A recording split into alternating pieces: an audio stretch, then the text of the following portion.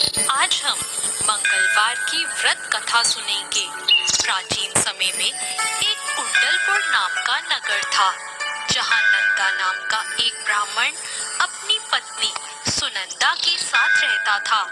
ब्राह्मण दंपति धन्य धान्य से संपन्न थे, लेकिन उनके वंश को आगे चलाने के लिए उनकी कोई संतान नहीं थी। इस वजह से ब्राह्मण हनुमान जी की पूजा अर्चना के लिए जंगल की ओर प्रस्थान कर गया और वहीं ब्राह्मण की पत्नी ने घर पर ही बजरंगबली की पूजा अर्चना करना शुरू कर दिया।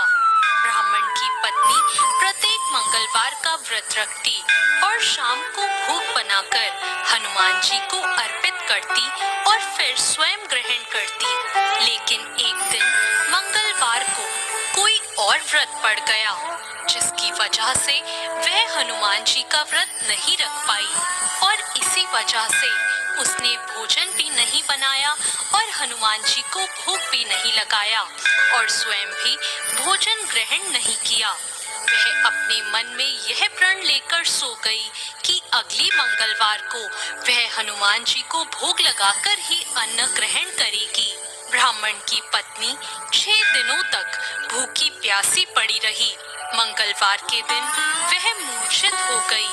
तब बजरंगबली ने उसकी श्रद्धा और निष्ठा को देखते हुए उससे प्रसन्न होकर उसे दर्शन दिए और कहा कि ब्राह्मणी, मैं तुमसे बहुत खुश हुआ। मैं तुमको एक सुंदर बालक देता हूँ जो तुम्हारी बहुत सेवा करेगा।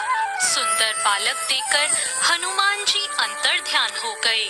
सुंदर बालक को पाकर ब्राह्मणी बहुत खुश हुई। उसने अपने बालक का नाम मंगल रखा।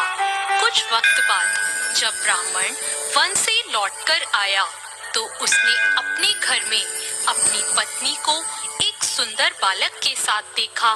तो उसने अपनी पत्नी से पूछा कि यह बालक कौन है। पत्नी ने कहा कि मंगलवार को व्रत करने से हनुमान जी ने प्रसन्न होकर मुझे ये बालक दिया है। पत्नी की बात सुनकर ब्राह्मण संतुष्ट नहीं हुआ और उसने सोचा कि यह उल्टा अपने कर्म को छुपाने के लिए बहाना बना रही है। एक दिन ब्राह्मण कुएं से पानी भरने जा रहा था तो उसकी पत्नी ने कहा कि मंगल को भी अपने साथ ले जाओ। ब्राह्मण बालक को अपने साथ ले गया, लेकिन जब वापस लौटा तो बालक उसके साथ नहीं था, क्योंकि पानी भरने के बाद मंगल को नाजायज मानते हुए ब्राह्मण ने उसे कुएं में डाल दिया था।